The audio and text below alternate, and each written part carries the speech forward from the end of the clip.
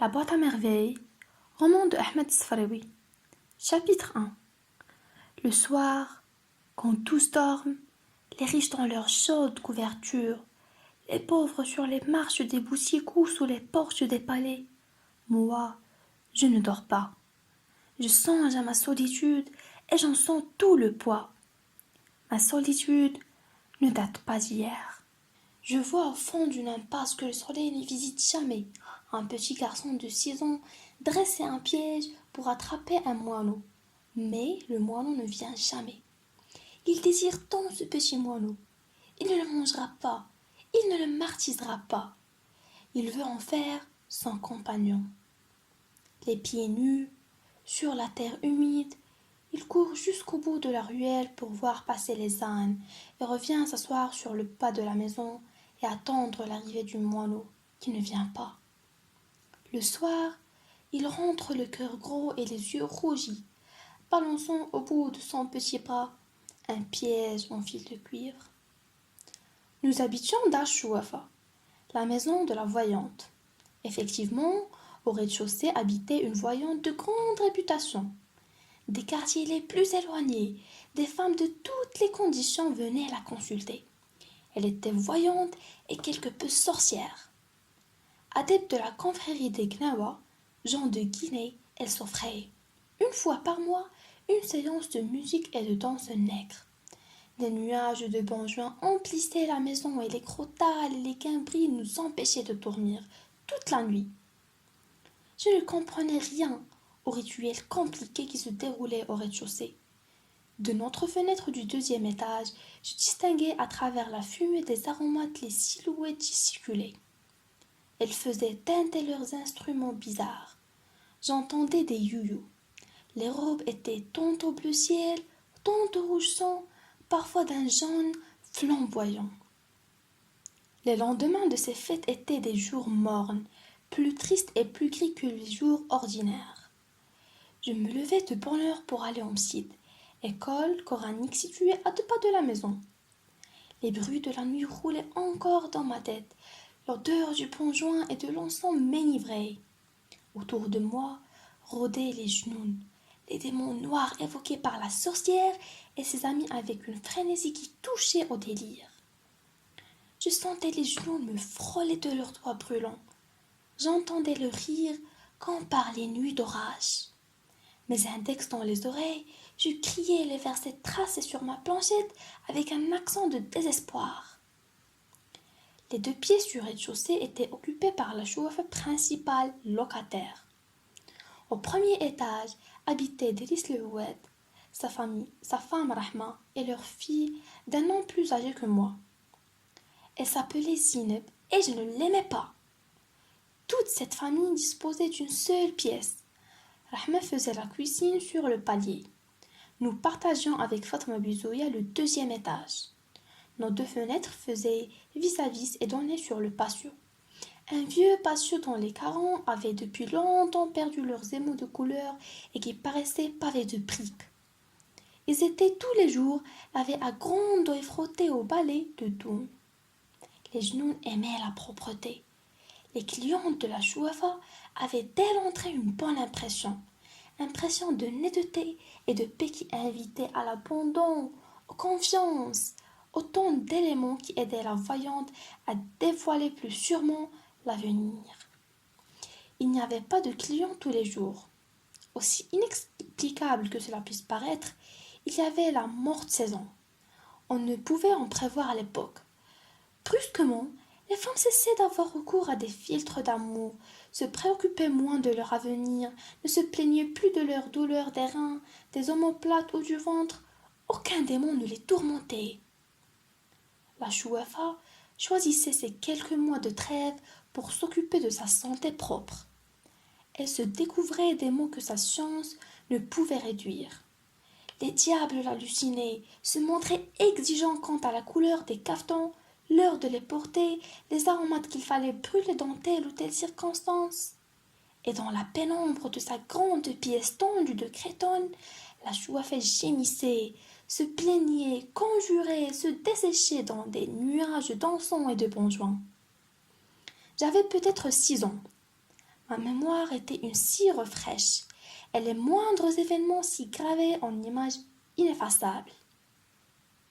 Il me reste cet album pour égayer ma solitude, pour me prouver à moi-même que je ne suis pas encore mort. À 6 ans, j'étais seule, peut-être malheureux, mais je n'avais aucun point de repère qui me permît d'appeler mon existence solitude ou malheur. Je n'étais ni heureux ni malheureux. J'étais un enfant seul. Cela, je le savais. Point farouche de nature, j'ébauchai de timides amitiés avec les bambins de l'école coranique. Mais leur durée fut brève. Nous habitions des univers différents. J'avais un penchant pour le rêve. Le monde me paraissait un domaine fabuleux, une féerie grandiose où les sorcières entretenaient un commerce familier avec des puissances invisibles.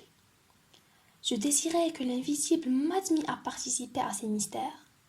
Mes petits camarades de l'école se contentaient du visible, surtout quand ce visible se concrétisait en sucreries d'un bleu céleste ou d'un rose de soleil couchant. Ils aimaient grignoter, sucer, mordre à pleines dents. Ils aimaient aussi jouer à la bataille, se prendre à la gorge avec des airs d'assassins, crier pour imiter la voix de leur père, s'insulter pour imiter les voisins, commander pour imiter le maître d'école. Moi, je ne voulais rien imiter, je voulais connaître. Abdallah, l'épicier, me raconta les exploits d'un roi magnifique qui vivait dans un pays de lumière, de fleurs et de parfums. Par-delà les mers des ténèbres, par-delà la grande muraille. Et je désirais faire un pacte avec les puissances invisibles qui obéissaient aux sorcières, afin qu'elles m'emmènent par-delà les mers des ténèbres et par-delà la grande muraille, vivre dans ce pays de lumière, de parfums et de fleurs. Mon père me parlait du paradis, mais pour y renaître, il fallait d'abord mourir. Mon père ajoutait que se tuer était un grand péché, un péché qui interdisait l'accès à ce royaume. Alors, je n'avais qu'une solution, attendre. Attendre de devenir un homme, attendre de mourir pour renaître au bord du fleuve Salsabil. Attendre, c'est cela exister. À cette idée, je n'éprouvais certainement aucune frayeur. Je me réveillais le matin, je faisais ce qu'on me disait de faire. Le soir, le soleil disparaissait et je revenais m'endormir pour recommencer le lendemain. Je savais qu'une journée s'ajoutait à une autre. Je savais que les jours faisaient des mois, que les mois devenaient des saisons, et les saisons l'année. J'ai 6 ans. L'année prochaine, j'en aurai 7, et puis 8, 9 et 10. À 10 ans, on est presque un homme. À 10 ans, on parcourt seul tout le quartier. On discute avec les marchands, on sait écrire, au moins son nom. On peut consulter une voyante sur son avenir, apprendre des mots magiques, composer des talismans. En attendant, j'étais seule au milieu d'un grouillement de têtes rasées, de nez humides, dans un vertige de vocifération de versets sacrés. L'école était à la porte de Delbnouala. Le frère, un grand maigre à barbe noire, dont les yeux lançaient constamment des flammes de colère, habitait la rue JF. Je connaissais cette rue. Je savais qu'au fond d'un boyau noir et humide s'ouvrait une porte basse d'où s'échappait toute la journée un brouhaha continu de voix de femmes et de pleurs d'enfants. La première fois que j'avais entendu ce bruit, j'avais éclaté en sanglots parce que j'avais reconnu les voix de l'enfer, telles que mon père les évoqua un soir. Ma mère me calma. Je t'emmène prendre un pain. Je te promets un orange et un œuf dur, et tu trouves le moyen de braire comme un âne. Toujours Octon, je répondis. Je ne veux pas aller à l'enfer. Elle leva les yeux au ciel et se tut, confondue par tant de niaiseries. Je crois n'avoir jamais mis les pieds dans un bain mort depuis mon enfance. Une vague appréhension et un sentiment de malaise m'ont toujours empêché d'en franchir la porte. À bien réfléchir, je n'aime pas les bains morts. La promiscuité, l'espèce d'impudeur et de laisser aller que les gens se croient obligés d'affecter en de tels lieux m'en écartent. Même enfant, je sentais sur tout ce grouillement de corps humides dans ce demi-jour inquiétant, une odeur de péché. Sentiment très vague, surtout à l'âge où je pouvais encore accompagner ma mère au bain mort, mais qui provoquait en moi un certain trouble. Dès notre arrivée, nous grimpâmes sur une vaste estrade couverte de nattes. Après avoir payé 75 centimes à la caissière, nous commençâmes notre déshabillage dans un tumulte de voix aiguës, un va-et-vient continu de femmes à moitié habillées, déballant de leurs énormes baluchons de caftan et des mansurias, des chemises et des pantalons, des haiks à glands de soie d'une éblouissante blancheur. Toutes ces femmes parlaient fort, gesticulaient avec passion, poussaient des hurlements inexplicables et injustifiés. Je retirai mes vêtements et je restai tout bête, les mains sur le ventre, devant ma mère, lancée dans une explication avec une amie de rencontre. Il y avait bien d'autres enfants, mais ils paraissaient à leur aise, couraient entre les cuisses humides, les mamelles pendantes, les montagnes de paluchons, fiers de montrer leur ventre ballonné et leurs fesses grises. Je me sentais plus seule que jamais. J'étais de plus en plus persuadée que c'était bel et bien l'enfer. Dans les salles chaudes, l'atmosphère de vapeur, les personnages de cauchemar qui s'y agitaient, la température finirent par m'anéantir. Je m'assis dans un coin, tremblant de fièvre et de peur. Je me demandais ce que pouvaient bien faire toutes ces femmes qui tournoyaient partout, couraient dans tous les sens, traînant de grands seaux de bois débordant d'eau bouillante qui m'éclaboussaient au passage. Ne venaient-elles donc pas pour se laver? Il y en avait bien une ou deux qui tiraient sur leurs cheveux, assises, les jambes allongées, protestant d'une voix haute, mais les autres ne semblaient même pas s'apercevoir de leur présence et continuaient leurs éternels voyages avec leurs éternels seaux de bois. Ma mère, prise dans le tourbillon, émergeait de temps en temps d'une masse de jambes et de bras, me lançait une recommandation ou une injure que je n'arrivais pas à saisir et disparaissait. Devant moi, dans un seau vide, il y avait un peigne en corne, un gobelet de cuivre bien astiqué, des oranges et des œufs durs. Je pris timidement une orange, je l'épluchai, je la suçai pendant longtemps, le regard vague. Je sentais moins l'indécence de mon corps dans cette pénombre. Je le regardais se couvrir de grosses gouttes de sueur et je finis par oublier les femmes qui s'agitaient, leurs seaux de bois et leurs voyages inexplicables autour de la pièce. Ma mère fondit sur moi. Elle me plongea dans un seau d'eau, me couvrit la tête d'une glaise odorante et malgré mes cris et mes larmes, me noya sous un flot d'injures et de feu. Elle me sortit du seau, me jeta dans un coin comme un paquet, disparut de nouveau dans le tourbillon. Mon désespoir dura peu. Je plongeai la main dans le seau à provisions et je pris un œuf dur, gourmandise dont j'étais particulièrement friand. Je n'avais pas encore fini d'en grignoter le jaune que ma mère réapparut de nouveau, m'aspergea alternativement d'eau bouillante et d'eau glacée, me couvrit d'une serviette et m'emporta à moitié mort, à l'air frais sur l'estrade au baluchon.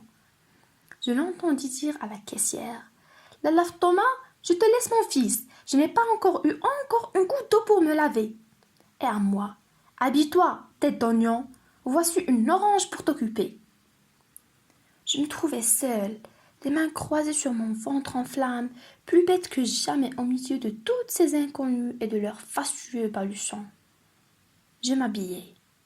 Ma mère vint un moment m'entourer étroitement la tête dans une serviette qu'elle me noua sous le menton, me munit de toutes sortes de recommandations et s'engouffra dans les salles chaudes par cette porte qui me faisait face et d'où s'échappaient toutes sortes de rumeurs.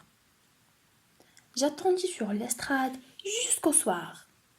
Ma mère finit par venir me rejoindre, l'air épuisé, se plaignant de violents maux de tête. Heureusement pour moi, ces séances de bain étaient assez rares. Ma mère ne voulait point s'embarrasser de l'enfant emporté et maladroit que j'étais. Pendant son absence, j'étais livrée à mes timides fantaisies. Je courais pieds nus dans le derbe, imitant le pas cadencé des chevaux. Je hennissais fièrement, envoyais des ruades. Parfois, je vidais simplement ma boîte à merveilles par terre et j'inventoriais mes trésors. Un simple bouton de porcelaine me mettait les sens en extase. Quand je l'avais longtemps regardé, j'en caressais des doigts la matière avec respect. Mais il y avait dans cet objet un élément qui ne pouvait être saisi ni par les yeux ni par les doigts. Une mystérieuse beauté intraduisible. Elle me fascinait. Je sentais toute mon impuissance à en jouir pleinement. Je pleurais presque de sentir autour de moi cette étrange chose invisible, impalpable, que je ne pouvais goûter de la langue, mais qui avait un goût et le pouvoir d'enivrer. Et cela s'incarnait dans un bouton de porcelaine et lui donnait ainsi une âme et une vertu de talisman. Dans la boîte à merveilles, il y avait une foule d'objets hétéroclites qui, pour moi, avaient un sens. Des boules de verre, des anneaux de cuivre, un minuscule cadenas sans clé, des clous à tête dorée, des encriers vides, des boutons décorés, des boutons sans décor. Il y en avait en matière transparente, en métal, en nacre. Chacun de ces objets me parlait son langage. C'étaient là mes seuls amis. Bien sûr, j'avais des relations dans le monde de la légende avec des princes très vaillants et des géants au cœur tendre. Mais ils habitaient le recoin caché de mon imagination. Quant à mes boules de verre, mes boutons et mes clous, ils étaient là, à chaque instant, dans leur boîte rectangulaire, prête à me porter secours dans mes heures de chagrin. Le lendemain du bain, ma mère ne manquait pas de raconter la séance à toute la maison, avec des commentaires détaillés où abondaient les traits pittoresques et les anecdotes. Elle mimait les gestes de telle shérifa connue dans le quartier, la démarche de telle voisine qu'elle n'aimait pas, parlait avec éloge de la caissière ou se révoltait contre les masseuses, ces entremetteuses, mères des calamités, qui escroquaient les clientes sans leur apporter la moindre goutte d'eau. Le bain-mort était naturellement le lieu des potins et des commérages. On y faisait connaissance avec des femmes qui n'habitaient pas le quartier. On y allait autant pour se purifier que pour se tenir au courant de ce qui se faisait, de ce qui se disait. Il arrivait qu'une femme chantait un couplet, et le couplet faisait ainsi son entrée dans le quartier. 2 ou 3 fois, ma mère assista à de vrais crépages de chignons. De telles scènes donnaient matière à des galas de comédie. Pendant une semaine, ma mère mimait devant les femmes de la maison, les amis de passage et les voisines la dispute et ses phases multiples. On avait droit à un prologue suivi de la présentation des personnages, chacun avec sa silhouette particulière, ses difformités physiques, les caractéristiques de sa voix, de ses gestes et de son regard. On voyait naître le drame, on le voyait se développer, atteindre son paroxysme et finir dans les embrassades ou dans les larmes. Ma mère remportait auprès des voisines un gros succès. Je n'aimais pas beaucoup ces sortes d'exhibitions. L'excès de gaieté de ma mère était pour moi lié à de fâcheuses conséquences. Le matin, débordante d'enthousiasme, elle ne manquait jamais. Le soir, de trouver quelques motifs de querelle ou de pleurs. Mon père rentrait toujours tard. Il nous trouvait rarement de bonne humeur. Il subissait presque toujours le récit d'un événement que ma mère se plaisait à peindre avec les couleurs les plus sombres. Quelquefois, un incident de mince importance prenait des proportions de catastrophe. Ainsi, en fut-il quand Rahma eut l'idée néfaste de faire sa lessive un lundi. Il était établi que ce jour-là appartenait exclusivement à ma mère. De bonne heure, elle occupait le patio, l'encombrée d'auges de bois, de bidons qui servaient de lessiveuse, de seaux pour le rinçage et de paquets de linge sale. À peine vêtue d'un selouel et d'un vieux cafeton déchiré, elle s'affairait autour d'un feu improvisé, remuait le contenu du bidon à l'aide d'une longue canne, pestait contre le bois qui donnait plus de fumée que de chaleur, accusait les marchands de savon noir de l'avoir escroquée et appelait sur leur tête toutes sortes de malédictions. Le patient ne suffisait pas à son activité. Elle grimpait jusque la terrasse, tendait ses cordes, les soutenait à l'aide des perches de mûrier, redescendait brasser des nuages de mousse. Ce jour-là, ma mère m'expédiait à l'école avec, pour vêtements, une simple chemise sous ma djellaba. Le déjeuner était sacrifié. Je devais me contenter d'un quartier de pain enduit de beurre rance, accompagné de 3 olives. Notre chambre même perdait son visage habituel. Les matelas gisaient là, sans couverture. Les coussins n'avaient plus d'enveloppe et la fenêtre semblait nue, sans son rideau semé de fleurettes rouges. La soirée était consacrée au pliage des vêtements. Ma mère prenait une chemise toute froissée et, sentant le soleil, la déployait sur les genoux, la regardait par transparence, la pliait les manches à l'intérieur avec application, presque avec gravité. Parfois, elle faisait une reprise. Elle n'aimait guère la couture et moi-même. Je préférais la voir tirer sur ses cordes ou tourner son rouet. L'aiguille, instrument particulièrement citadin, représentait à mes yeux un symbole de mollesse. Il était de tradition dans notre famille que le métier féminin noble par excellence consista à travailler la laine. Manier l'aiguille équivalait presque à un reniement. Nous étions faciles par accident, mais nous restions fidèles à nos origines montagnardes de seigneurs paysans. Ma mère ne manquait jamais d'évoquer ses origines lors des querelles avec les voisines. Elle osa même soutenir devant Rahma que nous étions d'authentiques descendants du prophète. Il existe, dit-elle, des papiers pour le trouver, des papiers gardés précieusement par l'imam de la mosquée de notre petite ville. Qui es-tu toi, femme d'un fabricant de charrues, sans extraction, pour oser mettre ton linge plein de poux près du mien fraîchement lavé? Je sais que tu es une mendiante d'entre les mendiantes, une domestique d'entre les domestiques, une va-nu-pied, crottée et pouilleuse, une lécheuse de plats qui ne mange jamais à sa faim. Et ton mari? Parle-moi de cet être difforme, à la barbe rongée de mythes, qui sent l'écurie ébrée comme un âne. Que dis-tu? En parler à ton mari? Est-ce que moi, je crains à ton mari? Qu'il vienne, je lui montrerai de quoi peut être capable une femme de noble origine. Quant à toi, arrête tes pyjamons et ramasse tes hardes. Toutes les voisines témoigneront en ma faveur. Tu m'as provoqué. Je ne suis pas une petite fille pour me laisser insulter par une femme de ton espèce. De notre fenêtre du 2e étage, pâle d'angoisse et de peur, je suivais la scène, alors que ma mémoire d'enfant enregistrait les phrases violentes. Le soir, tout abruti de sommeil, j'entendis mon père monter l'escalier. Il entra selon son habitude, se dirigea vers son matelas posé à même le sol. Ma mère prépara le souper, posa la table ronde, le plat de ragoût et le pain. On sentait qu'il boudait. Mon père se mit à manger sans poser de questions. Ma mère boudait toujours. Puis elle éleva brusquement la voix et dit: cela ne te fait rien à toi qu'on nous traîne dans bout, qu'on nous insulte, qu'on insulte nos nobles origines, nos ancêtres qui faisaient trembler les tribus. Cela ne te fait rien que les gens de basse extraction tentent de souiller par des paroles inconvenantes notre famille qui compte parmi ses morts des hommes courageux, des chefs, des saints et des savants. Toujours silencieux, mon père continua à manger. Ma mère recommença. Oui, tout cela ne te fait rien, que ta femme subisse tous les affronts, ton appétit n'en est pas affecté, et tu manges comme à l'ordinaire. Moi, j'ai tellement de peine sur le cœur que je ne mangerai plus jamais de ma vie. Ma mère, se cachant le visage dans ses 2 mains, poussa un long sanglot et se mit à pleurer à chaudes larmes.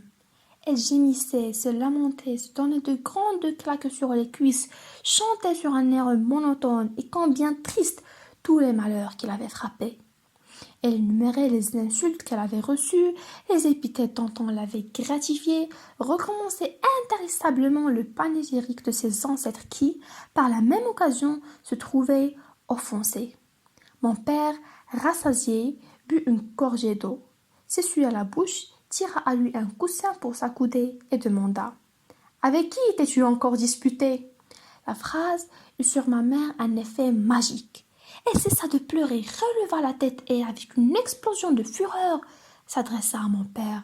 Mais avec la goueuse du premier étage, la femme du fabricant de charrues, cette dégoûtante créature a souillé mon linge propre avec ses guenilles qui sentent les tables.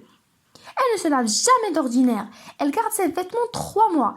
Mais, pour provoquer une querelle, elle choisit le lundi, mon jour de lessive, pour sortir ses haillons.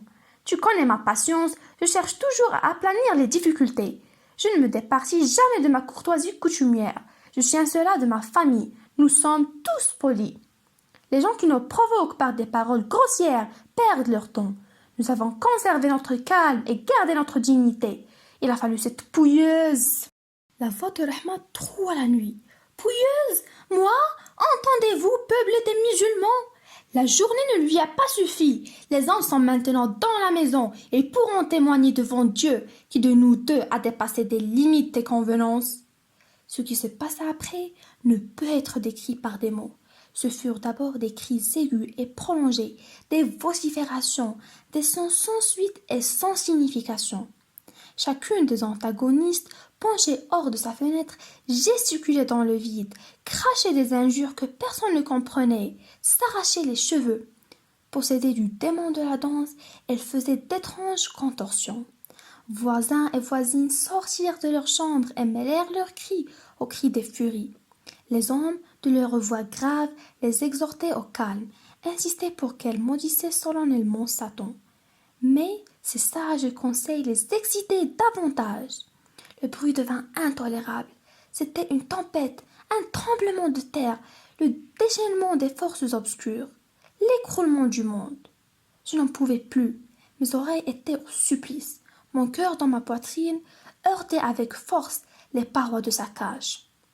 Les sanglots m'étouffèrent et j'écroulai aux pieds de ma mère, sans connaissance.